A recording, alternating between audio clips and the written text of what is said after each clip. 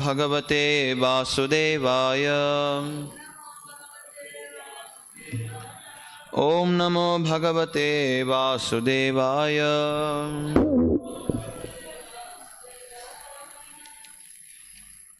Reading from Srimad Bhagavatam, Canto 10, Chapter 17, chapter titled The History of Kaliya, text number 10. Meenan Sudukkitan Drishtva Deenan Meenapatau Hate Kripayam Saubarihi Praha Tatattriya Kshemam Acharan Meenan Sudukkitan Drishtva Meenan Sudukkitan Drishtva Deenan Meenapatau Hate Deenan Meenapatau Hate Kripaya Saubarif Praha Kripaya Saubarif Praha Tatratya Kshemamacharan Tatratya Kshemamacharan Meenan Sudukkitan Drishtva Deenan Meenapatau Hate Kripaya Saubarif Praha Tatratya Kshemamacharan Meenan Sudukkitan Drishtva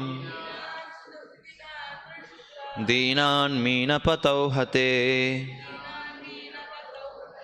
Kripaya Saubarif Praha Tatratya Kshemamacharan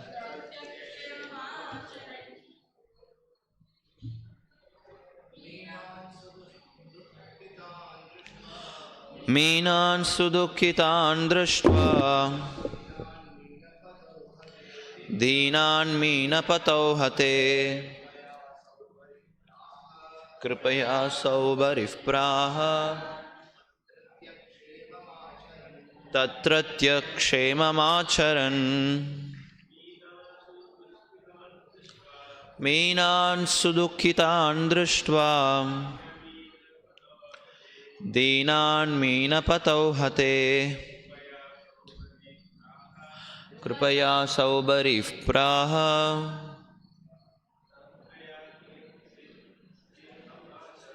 Tatratya Kshemamacharan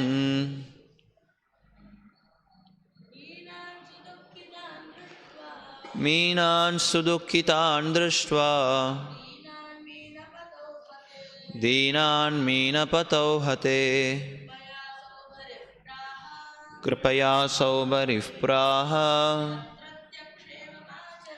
Tatratya Kshemamacharan. Matajis. Meenan Sudukkitan Drishtva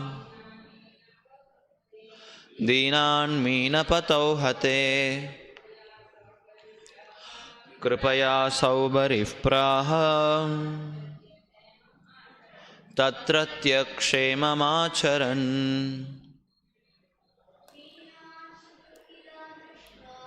Meenan Sudukkitan Drishtva Deenan Meenapatau Hate Kripaya Saubarif Praha Tatratya Kshemamacharan. Meenan, the fish, Sudukkitan, most unhappy, Drishtva, seeing, Deenan, wretched, Meenapatau, the lord of the fish, Hate, being killed. Kripaya, out of compassion. Saubarihi, Saubari. Praha, spoke. Tatratya, for those living there. Kshemam, the welfare. Acharan, trying to enact. Translation and purport by disciples of His Divine Grace A.C. Bhaktivedanta Swami Srila Prabhupada, the founder Acharya of ISKCON. Translation. Seeing how the unfortunate fish in the lake had become most unhappy at the death of their leader, Saubari uttered the following curse under the impression that he was mercifully acting for the benefit of the lake's residents. Purport. In this regard, Srila Vishwanath Chakravarti Thakur explains that when our so-called compassion does not tally with the order of the Supreme Lord, it merely causes a disturbance. Because Saubari had forbidden Garuda's coming to that lake, Kalya moved in and made his headquarters there, and this spelled doom for all the lake's residents. Namo Vishnu Padaya Krishna Preshthaya Bhutale Srimate Bhakti Vikasa Swami Namane. Namo Vishnu Padaya Krishna Preshthaya Bhutale Srimate Bhakti Vedanta Swami Namane. Namaste Saraswate Deve Gauravani Pracharine Nirviseshi Shunyavadi Paschate Deshatarine. Jai Shri Krishna Chaitanya Prabhu Nityananda Shri Advaita Gadadhara Shivasadi Gaura Bhaktavranda. Hare Krishna Krishna Krishna Hare Hare Hare Rama Rama Rama Hare Hare. Meenan Sudukhitan Drishva Deenan Meena Patauhate Kripaya Saubarif Praha Tatratya Kshemamacharan. Seeing how the unfortunate fish in the lake had become most unhappy at the death of their leader, Saubari uttered the following curse under the impression that he was mercifully acting for the benefit of the lake's residents. So, Hare Krishna.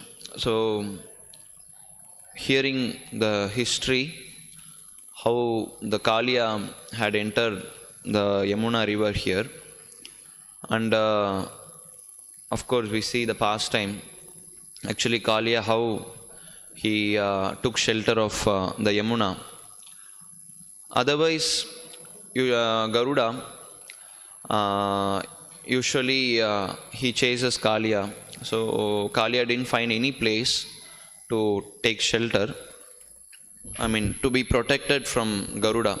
So he has taken, he knew the curse what Garuda has got.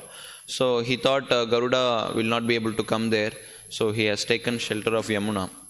And that's the history that we see here. Shukadeva Goswami is explaining. And this even in Ramayana also we see this kind of this almost same context, but the motive was different. Vali killed a demon. He was like in bull form. So he killed and he threw that bull demon in a mountain, on top of the mountain, and exactly on that mountain name called Rishyamukha. And Matanga Rishi, he was actually doing tapasya there, and because of the blood stains came from that demon's body, so the whole ashram got contaminated. So Rishi cursed the Vali, once again if you enter the place, so you will die at the moment. So then Vali couldn't go there, so Sugriva took the shelter at that place. But that was necessary basically, because the ashram that is supposed to be very peaceful, sanctified, and the mistake happened from the Vali's side. So Rishi cursed, and that was actually acceptable. But this point, if we see, Garuda he's been cursed actually unnecessarily. That's what all the acharyas and even Shukadeva Goswami, they all say that. So he was unnecessarily actually compassionate, so-called compassionate he was to the lake's residents. And what happened? So Garuda couldn't come there, and because Kalya knew that, So again, the Kalia entered the lake, and he was a very powerful snake, and filled the lake with the poison. And instead of letting some of the fishes to die, I mean to eaten by Garuda, now if you see, even the birds, even the animals, the plants, whatever were there around the Yamuna river, they all died because of Kalia's poison. So this what the result that became because of the curse given by Shaubari Muni. And if we see in Garuda's side, from Garuda's point of view, this was actually natural for an eagle or a bird to eat the fish. That is given, that is actually been created by the Lord. That's the nature of the whole creation. The one living entity is food for the another living entity.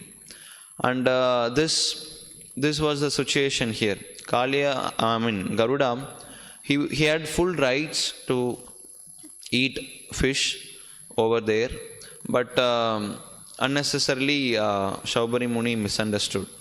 Actually, this is eating fish. This is very simple for Garuda, because if we see the history, just came to mind when as soon as the Garuda was born. So the amount of food he consumed, actually it's unimaginable.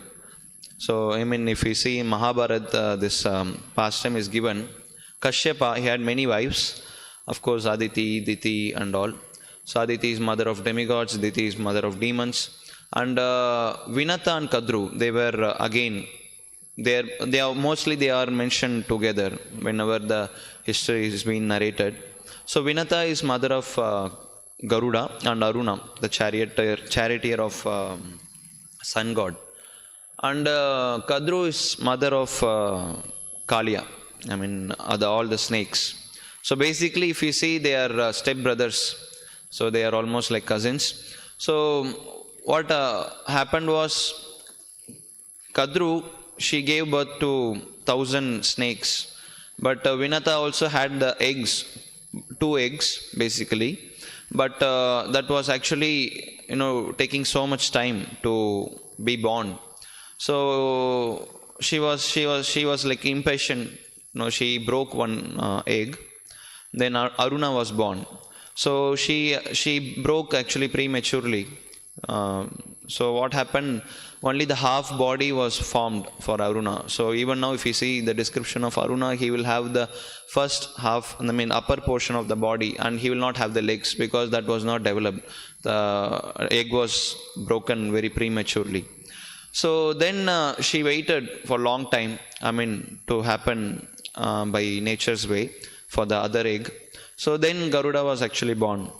So as soon as he was born, Garuda asked Kashyapa, so I'm very hungry now. So what to take? What do I eat? So then Kashyapa said, so there is actually, there are, the group of people called Nishadas. They are hunters, creating so much disturbance to the society. So better you eat them. So it will be good for the society's cause. So then Garuda went, ate all of them. So even then he was not actually satisfied. So then again he asked, so what do I eat? I'm not satisfied. I need more. So then Kashyapa said, see, there is one lake, and he mentioned the lake name and all. So if you cross the lake, there is a huge elephant and the huge tortoise. So they were actually being cursed by some rishi because of some bad behavior or something. So then Kashyapa said, better you go there, relieve them from the curse. But if you see the description of the elephant, it is almost like mountain. So huge mountain, that's if you see how it will be. So same way, the huge elephant and the tortoise were there. So Garuda, what he did, he carried both of them with his hands, and he started flying. I mean, if you imagine elephant itself, it is like a mountain size. Then if we can imagine how big Garuda will be. So huge, very huge in size. If you see description say that just with his wings, So he can cover whole sun. I mean, it's a very huge bird. So he carried the elephant and tortoise, then he ate it. So that even then he actually was not fully satisfied with hunger. Then Kashyapa said, okay, better you go take Amrita. So then at the same time he relieved his mother from the slavery with this, Kadru. That the history happened. So basically, Garuda is a very huge, bird. It's not some simple small bird. But for him to eat some, fish from Yamuna, simple fish, so that was not something, big offense or something. But even then, if he see, if he has taken, even that was not wrong from Garuda's part, because he is meant for that. Like, tiger is meant to eat other animals like deer or other animals, but same way, birds, they are allowed to eat the fish or other snakes kind of thing. So they are allowed by the nature's way. And this is actually explained in Bhagavatam by Narada Muni. Actually, when Dhritarashtra and Gandhari, when they went, even Vidura, when they went to forest after the battle of Kurukshetra, so Yudhishthira was lamenting. So who will protect them? Who will take care of them? So then Narada appeared. He said, so you don't think that you will be able to protect everyone. So Lord is taking care of everyone, and Lord will provide food for all the living entities. So at that time he mentioned a verse, and this is, Prabhupada many times I have quoted this, the verse Sahastani Sahastanam Apadani Chatushpadam Falguni Tatra Mahatam Jivo Jivasya Jivanam. So Narada said that, you see, the one living entity is actually food for the another. So those living entities, those who are having hands, they are food for those who are those who are not having hands. So they are food for those who are having the hands, and those who are having the legs, they take food, and they eat those who are not having the legs. And this is the way of creation, how it's been created. And not only from Bhagavatam, if you see also in Manusmriti, this all the text, it's been given. If you see, there are many verses, actually 2-3 verses. It's directly explaining. Not it's from Bhagavatam, it is given the example of hands and legs. But in Manusmriti and other literatures, the example is given for even the teeth. It is said, Dantino Dantinam Bhakshyam. So it is said, those are having the teeth, they can eat the teethless. And then Hastino Hastinam Tata, that's the same. And then moreover that it is said, Bhitanam cha bhayam kurvan. So one who is actually bold, they can conquer, or they can eat those who are afraid always. So, and moreover it is said, Achalani cha bhutani charanam bhojanam smritam. So Achalani cha bhutani, those living entities who are moving, so they can eat those who are unmoving, those who are stable, those who are non-moving. And Akshinam Akshadam, those who are able to see with eyes, and they can eat living entities, so those who are not able to see. And moreover, there is a particularly, it is also mentioned that I think it is said that, animals without fangs are the food for those with fangs. And those without hands are the food for those who possess hands. And same. That's also explained. So basically, here Garuda, he is a bird, so he can actually eat the other animals. So that is actually approved. So that is the nature's way. And the next verse, after explaining all this, so the next verse very clearly says that the eater who daily devours the destined food to be his food commits no sin. For the Creator himself created both the eaters and those who are to be eaten for the special purposes. So the Lord himself, he creates the living entities who can be sustained by the other living entities. So there is no sin in to sin to the living entities, those who actually follow the rules and eat accordingly to their regulations. So according to their nature, according to their destined destined whatever is been destined to them. So that is actually accepted, and there is no sin. For that's why we see Bhagavatam says that for animals, even if they kill some other animal or eat them, so they are not having any sin, because their food, they're actually, those animals who are there, whom they are eating, so they are meant to be their food. So this is something very important to understand. And in purport, Srila Prabhupada explains this point. Srila Prabhupada says that actually Srila Prabhupada says a very important point here. So no one is strong enough to protect himself from the onslaught of the stronger. So we may be strong, but definitely there will be someone who is more stronger than us. So, and there will be someone more stronger than him. So that's what Srila Prabhupada says that in one of the purport in Bhagavad Gita. So this material nature is being created in such a way that A serves B and B serves C. So same way, the stronger, we may think we are strong, but there will be some other stronger person than us, and again there will be very stronger person than him. So then, and by the will of the Lord, there are systematic categories of the weak and the stronger and the strongest. There is nothing to be lamented if tiger eats a weaker animal, including a man, because that is the law of the Supreme Lord. So the Shastra says that there is no sin when a strong person eats the weaker person. And again, when it comes to human being, so Srila Prabhupada says that the human being is meant for self-realization. And for that purpose, he is not to eat anything which is not first offered to Lord.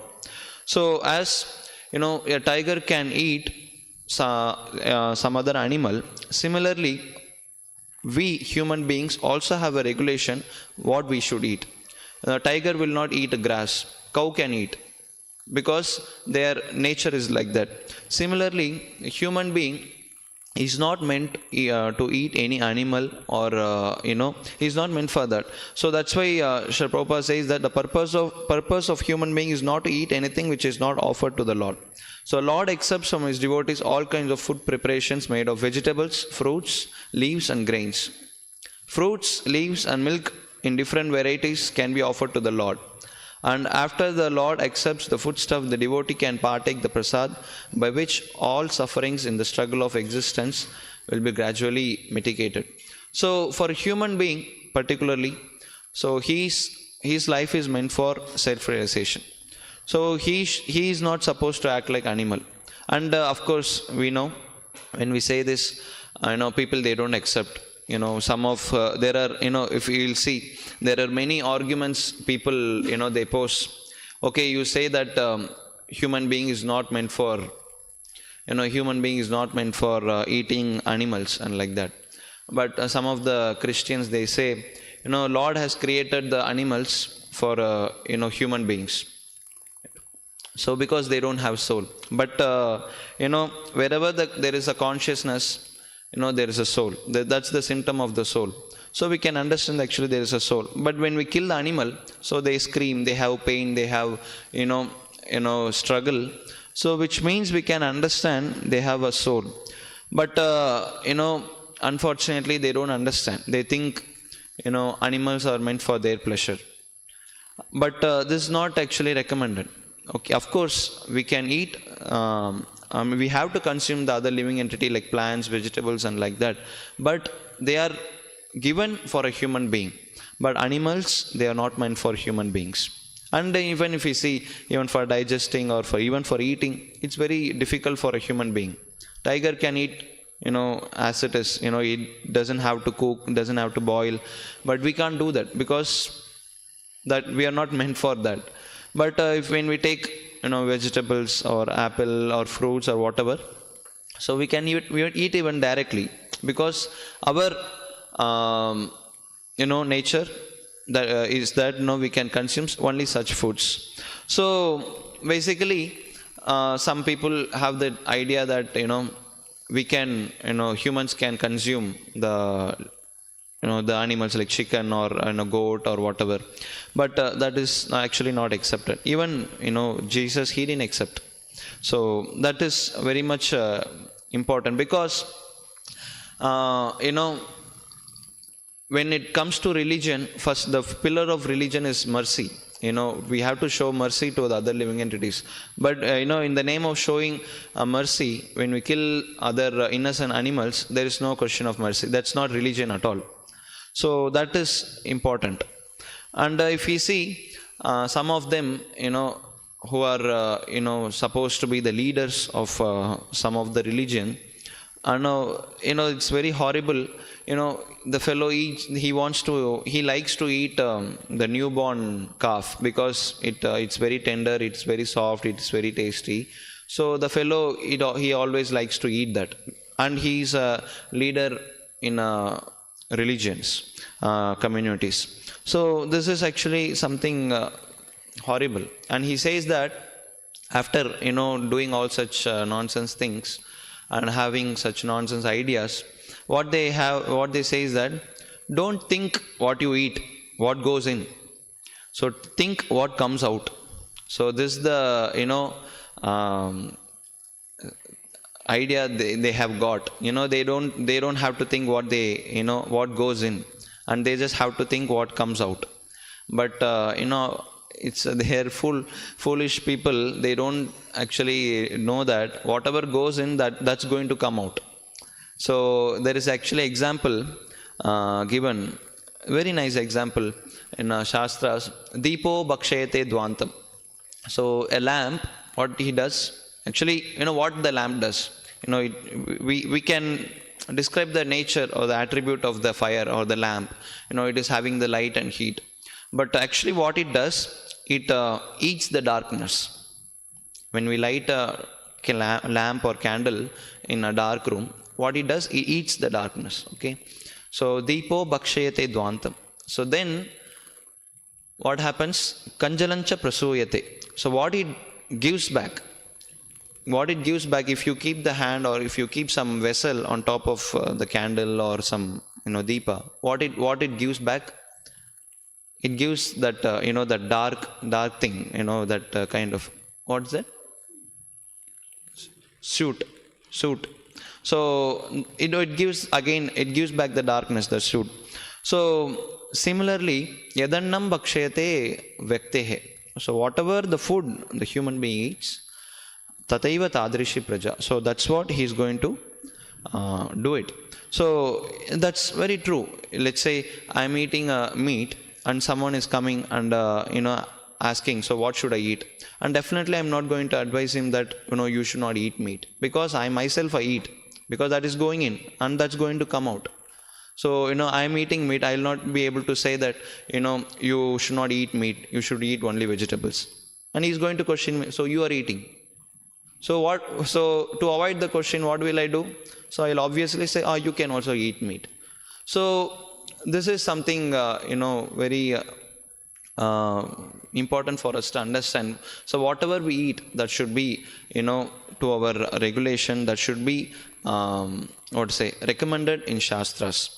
So that is very important. And people, they leave all this kind of consideration. Even the first commandment, it is third commandment.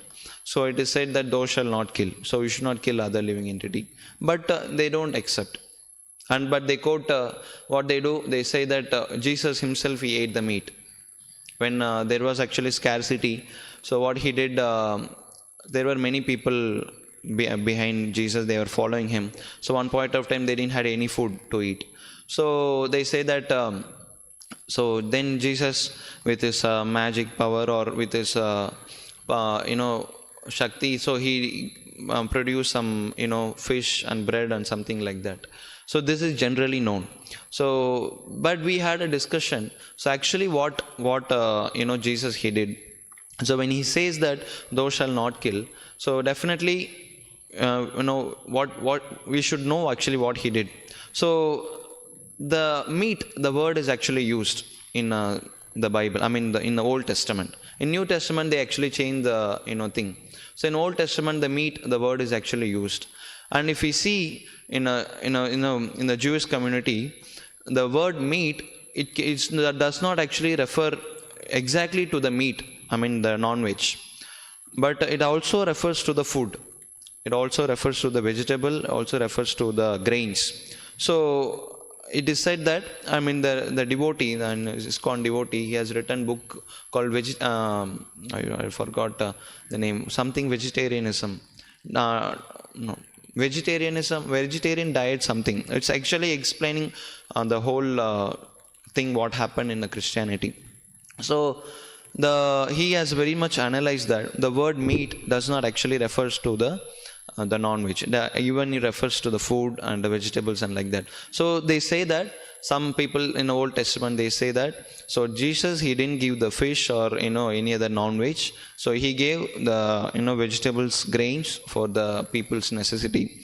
But some they accept, some they don't accept according to their desire. If they want to follow properly, they say, okay, yeah, Jesus himself, he didn't take.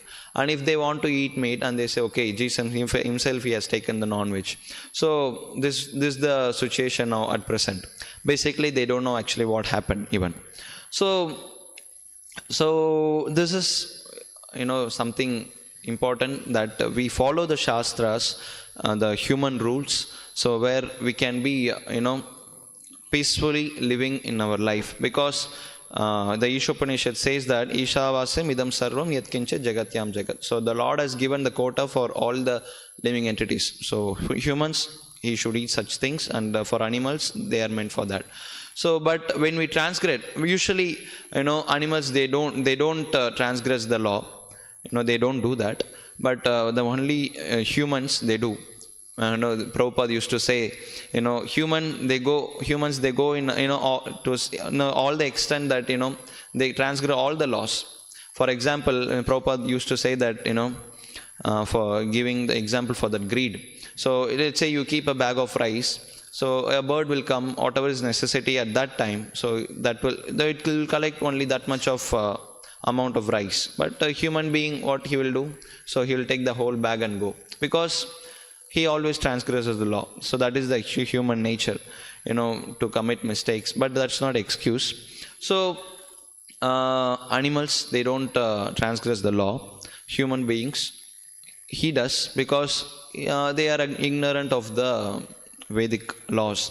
So that's why Shastras, it's recommending that human being should follow. Not only, when we see all these things, we learn from Bhagavatam. That's why Bhagavatam is guide for a human being. But otherwise, if we don't read Bhagavatam, don't read all these Shastras, we are not going to have the knowledge, what we should do, what we should not do, what we should eat, what we should not eat. So otherwise, we'll become, we'll lead the life of an animal. So that's what most of the human beings are doing now. So that's very unfortunate situation. So this is one side. They're thinking that human beings can exploit the other innocent animals, and they can eat them. So this is one side. And there are another sect of people. They say that okay, you say that you don't eat meat, you don't kill animals and like that, but you are killing vegetable, you are killing plants, you are killing other living entities like fruits, and for cutting them, eating them. So that is also considered sin. Yeah, definitely they are living entities, but they are mentioned in the Vedic literature to be taken. They can be taken as a food for human being. So actually there is a lot of difference. When you say, there's a difference between when you kill the goat and when you cut the potato. Potato is not going to scream, because the consciousness level is it's a different from that of a goat.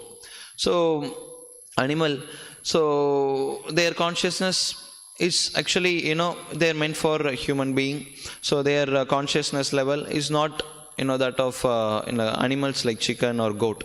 So we can consume that. And people, they don't get addicted, by eating, shark or eating, vegetables or eating potato. They don't become, okay, we can adjust only by grains also, no problem. But if we see those who are addicted by eating meat, so they will never be able to give up. Because even if you see, during Corona time, a whole country actually was in lockdown. No one could move anywhere. you know but what happened, even in towns, if we see, 2 o'clock, 3 o'clock, they open the shop before the police comes for the raid, and like that, and people stand in queue. Usually they get up, on Sundays they get up 10 o'clock or 11 o'clock even. But when they want something for their tongue, they got up at 2 o'clock, and to 3 o'clock they go stand in a queue, and they get meat, and then come they eat. So people, so they are completely actually demoniac. If you see, Tamil, we call that Puratasi Masam. 1 month they are, people of Hindu religion, so they don't eat meat, even in Sundays or other any weekends. But they wait. It's very intolerable for them, to cross that 1 month, not to drink, not to eat meat. As soon as the month is over, we can see, poor animals, how many animals is being slaughtered, so we cannot actually imagine. So because people, they think, without that they can't live. So this is something, very very demoniac nature of a human being. So that's what we see here. Garuda, he didn't actually transgress the law. So even being a bird, so he followed the rules given by the Lord. So he followed. But the problem is, now we are actually coming to the point. Saubhari Muni, with his so-called compassion, so he didn't understand the nature properly. So unnecessarily he actually cursed the Garuda. So result was, Kalia took shelter of the river. Then there was a lot of disturbance happened. So Vishnu Chakravarti Thakur says that this verse illustrates that when one's so-called compassion does not tally with the order of the Supreme, it merely creates chaos in the society. And that's true. And everywhere we can see, even not only Saubhari Muni, even I remember the instance where Vishnu is actually even scolding Shiva, where when he actually gave the boon to that Vrikasura demon, that saying, whomsoever head he touches, the head will break. So at that instance, Vishnu is actually saying that you are not supposed to transgress such laws, not supposed to give such boons to these kind of demons. Because why? They will definitely misuse it. Because when you go something out of the order, so there is a great disturbance. So the demons, they are not supposed to get such boons, but Shiva has given. He has actually transgressed the law. But because of that, what happened? He himself got into trouble. So his life was in a troublesome situation. So anything, whenever we see wherever we see in history, when we transgress the law of the Supreme Lord, there is a huge, big disturbances.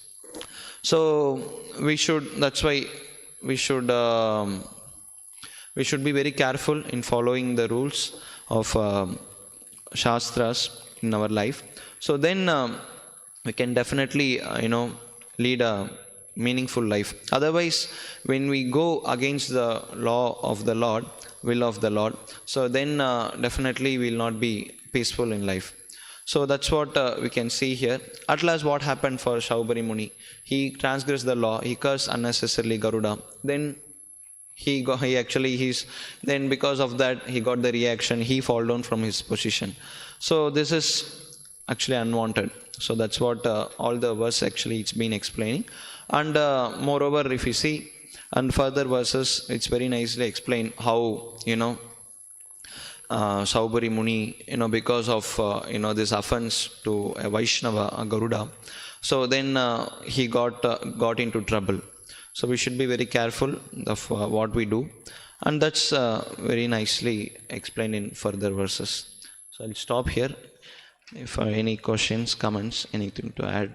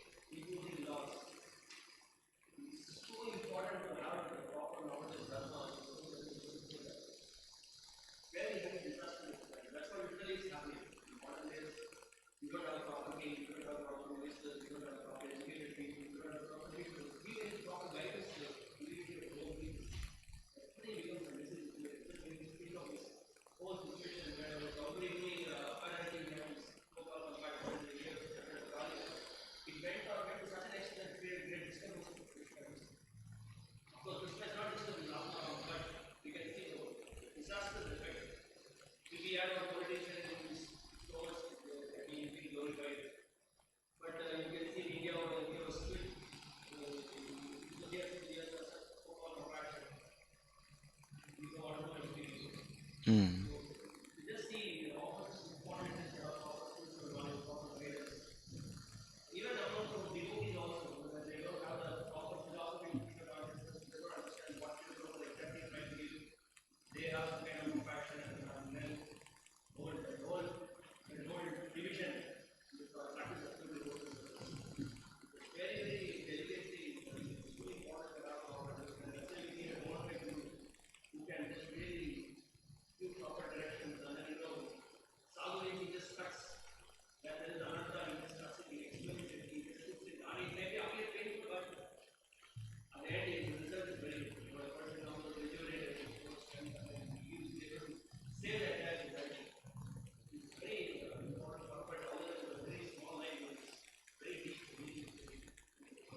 Yeah.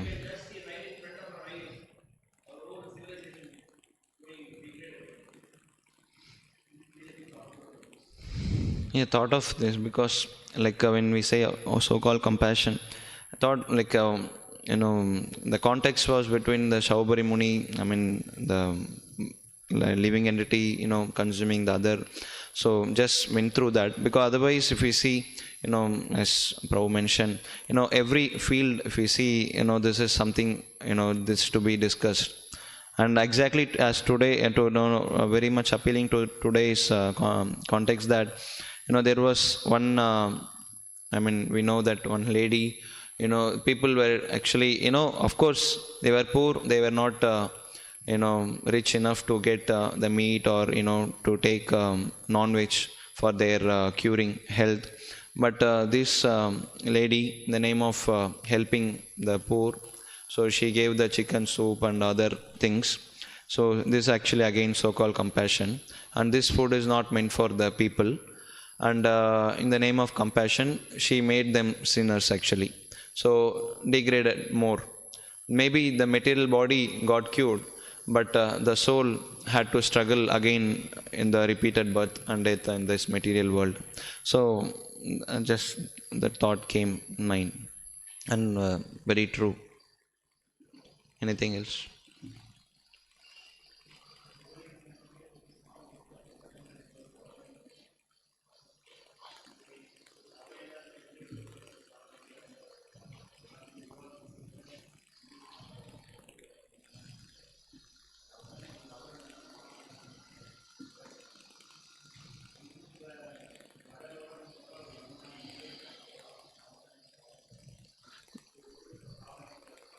The question is, um, actually Garuda he didn't do any mistake. So Shaubari Muni he cursed. So then how it actually in a kelvi correct answer. Why did the curse work? Actually, so very simple. So usually, to Lord and his devotees, they always respect Brahmanas. They always respect the the sadhus.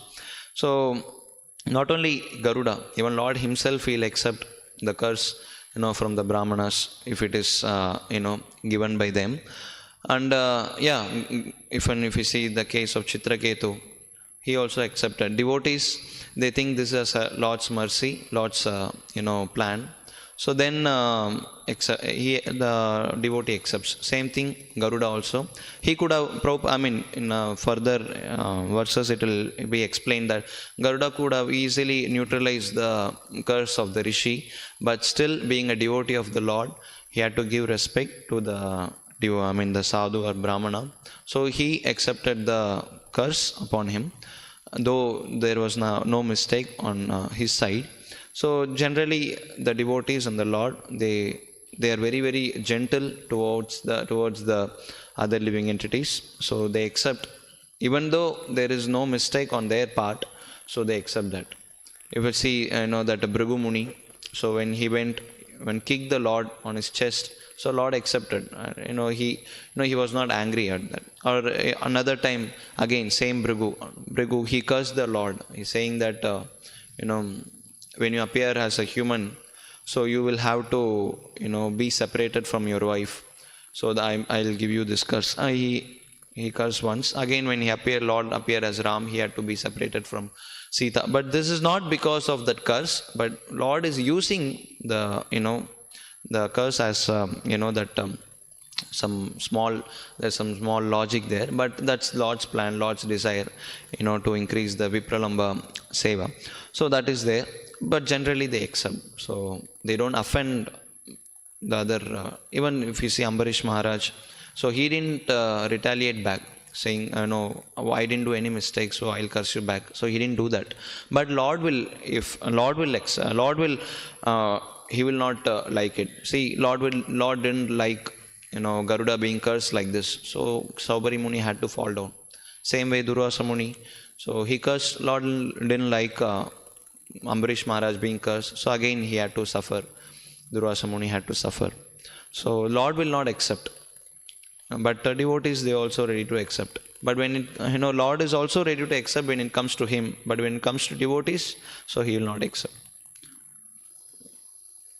No problem. Cake.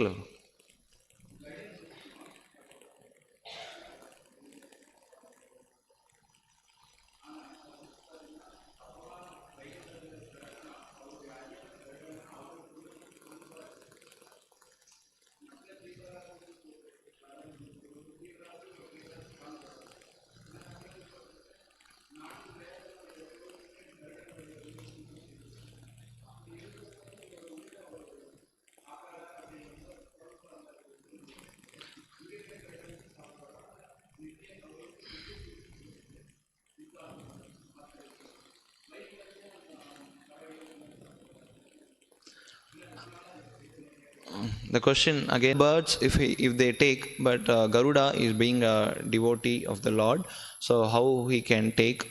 So another thing, so is there, like, in this world different Garuda and the Garuda which carries the Lord, is that different? So basically, yeah, that is, many times people ask this question, but there are exceptional living entities. There are rules, definitely, yes, there are, and again exceptionals. And moreover, if you see, Garuda in a body of bird, so that is actually allowed. Devotee, but still that is allowed. He's not actually harmed by that. That's food for him. So that's what, that his nature, he is supposed to take such foods. So there'll not be any problem even by that, because we may say, let's say we may be devotees, but our nature, we are supposed to take certain foods. So for example, if you see, where we can say, past. Any other example? I mean, if we see throughout the history, I'm just saying any in an animal variety, there are living entities like that. But if we see Bhima himself, he has taken such. I mean, he needs it because he does very heavy work, and his appetite is very strong. So he need to take some heavy food. So he sometimes he takes meat. In Mahabharata also says, and there are many things actually it is mentioned. In fact. Sometimes brahmanas they also used to take when the meat is purified from the yagya and like that. So sometimes brahmanas also used to take. So we actually if we see in particular case there are many general rule he can take no problem, even if it if no actually no offense from his part. And again he is a devotee, so Lord himself he approves, so he is able to take that. Approve. Anything to add?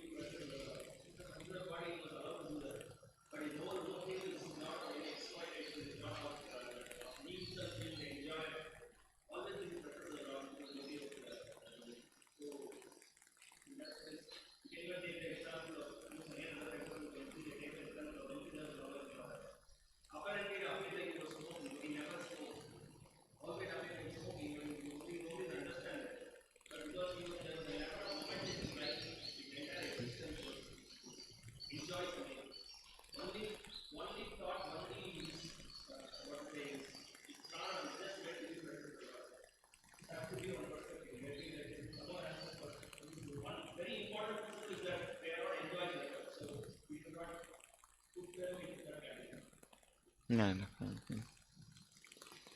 Anything else, bro?